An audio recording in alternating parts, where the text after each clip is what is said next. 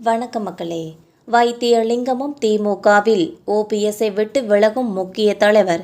அரசியல் வட்டாரத்தில் பரபரப்பான இந்த தகவலை பற்றி இந்த வீடியோவில் பார்க்கலாம் வாங்க. மனோஜ் பாண்டியனை தொடர்ந்து வைத்தியலிங்கமும் திமுகவில் இணைய உள்ளதாக தகவல்கள் வெளியாகி உள்ளது. மறைந்த முதலமைச்சர் ஜெயலலிதாவோட மறைவுக்கு பின்னாடி இபிஎஸ் அணி ஓபிஎஸ் அணி என இரண்டு அணிகளாக உருவானது. இரு தரப்புக்குமே இடையே மோதல் போக்கு நீடித்து வந்த இந்த நிலையில் அது உச்சநீதிமன்றம் வரை சென்று இறுதியாக கட்சி எடப்பாடி பழனிசாமி வசமானது. இது முன்னாள் முதலமைச்சர் ஓ பன்னீர்செல்வத்திற்கு பெரும் அதிர்ச்சியை ஏற்படுத்தியதுனே சொல்லலாம்.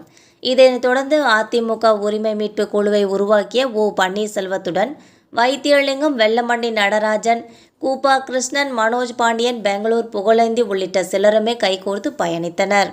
மேலும் இதிலிருந்த அனைவரும் ஓபிஎஸ்ஸிடமிருந்து விலகினர். அதிமுகவை ஒன்றிணைக்கத்தான் பாடுபடுவதாக தன்னை காட்டிக்கொண்ட ஓ பன்னீர்செல்வம் என்டிஏ கூட்டணியில் இருந்து விலகி திமுகவுக்கு ஆதரவாக செயல்படுவதே இவர்களின் விலகலுக்கு காரணம் என்று கூறப்படுகிறது. இந்த நிலையில் முன்னாள் சபாநாயகர் PH பாண்டியனின் மகனான மனோஜ் பாண்டியன் அவர்கள் இன்று காலை திமுகவில் இணைந்தது அரசியல் வட்டாரத்தில் பெரும் பரபரப்பை ஏற்படுத்தியது.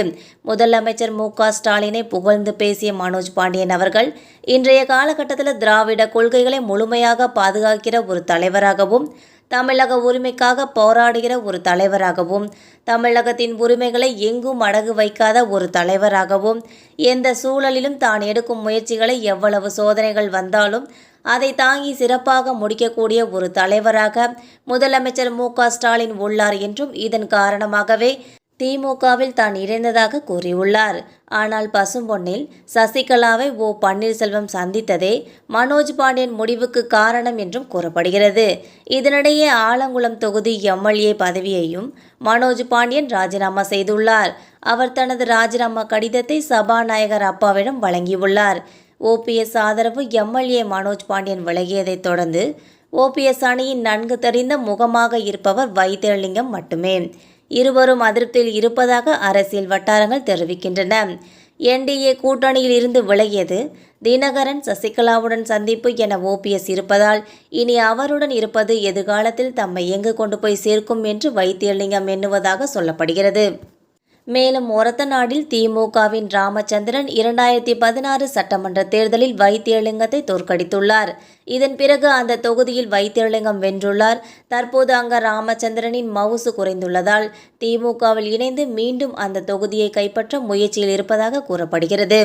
மேலும் இந்த தகவல்தான் வைத்தியலிங்கமும் திமுகவில் ஓபிஎஸ்ஐ விட்டு விலகும் முக்கிய தலைவர் என்றும் அரசியல் வட்டாரத்தில் பரபரப்பான இந்த தகவல் என்பது குறிப்பிடத்தக்கது.